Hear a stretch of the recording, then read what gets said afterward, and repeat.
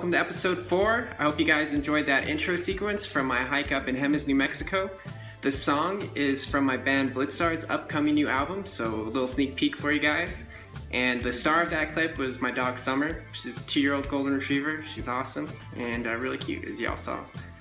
So this week's challenge in the Vlogger in Paradise competition from PokerStars is to talk about your biggest poker moment.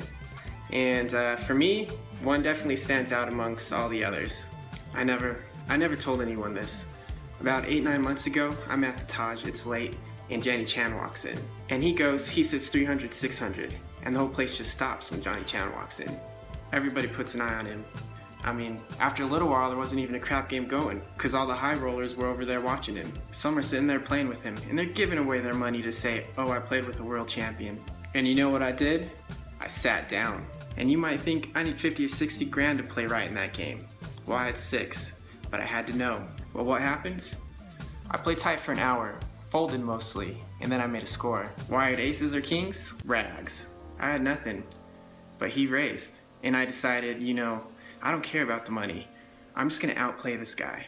I'm just gonna outplay this guy on this hand. I re-raise. Re-raise? That's right, re-raise. I played right back at him. And he just comes over the top of me, trying to bully me like I'm some fucking tourist. I hesitate for 2 seconds, I re-raise, and he makes a move for his chips. Then he looks at me, and he looks at his cards, and he looks at me again. He mucked it. I took it down. Did you have it? I'm sorry, John. I don't remember. I got up, and I walked to the cashier. I sat with the best in the world, and I won. Okay, so not really, but I was thinking about it, and there's not a single poker moment that stands out for me. I've never won a big tournament. The biggest one I won was like 6th place cash in a $200 tournament on MLK Day one year. I was pretty cool. It was for a couple $1,000s, but it wasn't like a huge score or anything.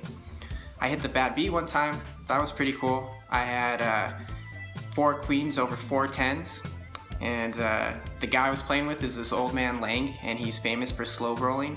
He'll literally slow roll you every chance he gets. $40 pot, he's last act, he's gonna slow roll you. So on this board it was like queen, queen, 10, 10 with one other card, and he goes all in, and I call him, and he stands up and starts giving a speech, starting to slow roll me.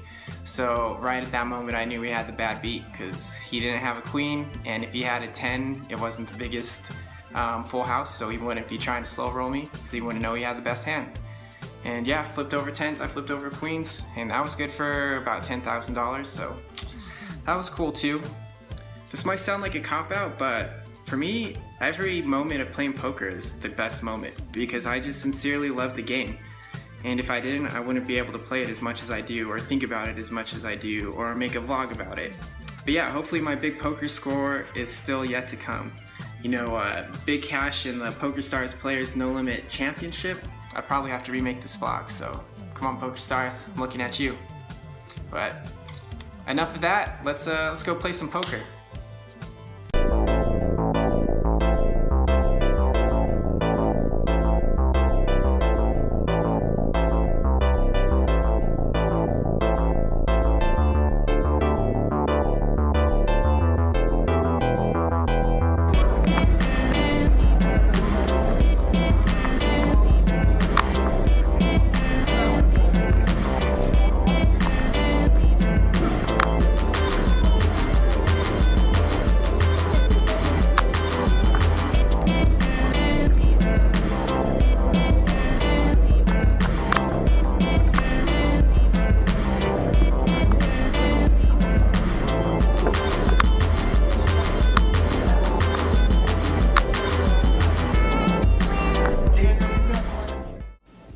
Just got back from playing some 1-3 at San Diego Casino, and overall went pretty well. I was up about 100 big blinds, and for the most part it was smooth sailing. But I did have one pretty tough situation, so let's talk about that. So I have ace-king offsuit under the gun, and I decide to just limp in because the player on the button's extremely aggressive, and he's been raising pretty much every one of his buttons, so my plan is to 3-bet him after he raises. An extremely tight player to my left calls, middle position calls, and the button raises to 10. The small blind calls, and I deviate from my original plan here because the player to my left has chips in his hand like he's gonna raise. Like I said, he's extremely tight, so if he's raising under the gun +2, I seriously don't see him doing this with anything less than queens. So that kind of freezes me a little bit, and I end up calling, and he calls as well. Middle position calls, and we see a flop, which is king 9-6 rainbow. Small blind checks. I check. I probably have the best hand, I'm pretty confident, but I'm really deep with the button, and I'm out of position, and if he re-raises or somebody else re-raises, I don't think I can fold. So I check, see what everybody else does. Under the gun, checks, middle position checks, and the button leads out for $30.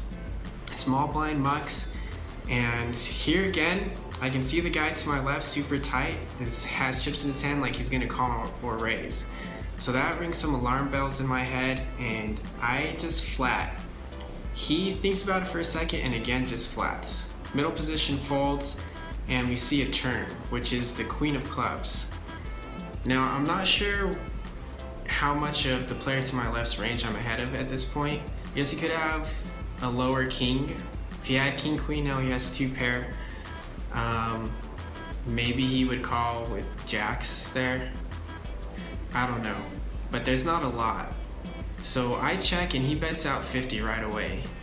The button snap calls, and I ended up folding. I know it's like a weird spot. It's not a big bet relative to the pot, but I just know the player to my left pretty well, and I don't think I'm beating very much of his range. So we see the river, or they see the river, which is the 3 of clubs. And the player to my left goes all in for the rest of his stack, and the button snap calls. Turns out the guy to my left had pocket 9s for the flop set, and the button had king jack of clubs for the runner flush. Now I should probably 3-bet pre-flop, I think, and it's hard not to be results oriented, because I think if I 3-bet in that hand, I end up getting stacked, because I also don't think he's gonna fold very often. And if he calls my 3-bet pre-flop, then we're definitely gonna get it all in by the river and I'm gonna lose.